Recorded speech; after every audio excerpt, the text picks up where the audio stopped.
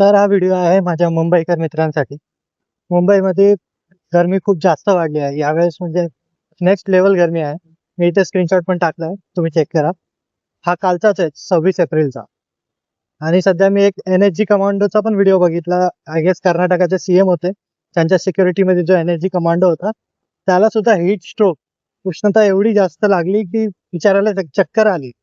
आणि NSG commando कोणत्याही पद्धतीने नाजूक नसतात, हे लक्षात ठेवा मित्रांनो. जर तुम्ही 150 असणार तर तुम्ही उन्हात बिंदास फिरा, काही प्रॉब्लेम नाही. पण जर तुम्ही थोडं हुशार आहात तर खूप काळजी घ्या. 12 वाजेपासून 4 वाजेपर्यंत शक्यतो बाहेर निघणं टाळा. आणि बाहेर जर जात असाल तर टोपी घाला, चष्मा घाला, रुमाल लावा. आणि सगळ्यात इम्पॉर्टंट म्हणजे हायड्रेट राहा. जर तुम्ही हायड्रेट आहात तर सगळ्यात बेस्ट राहील तुमच्यासाठी. हायड्रेशनसाठी मी 2 बॉटल घेऊन फिरतो माझ्या ऑफिसमध्ये.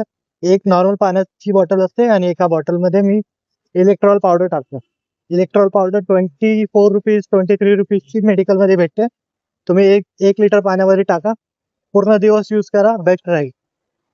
थँक्यू.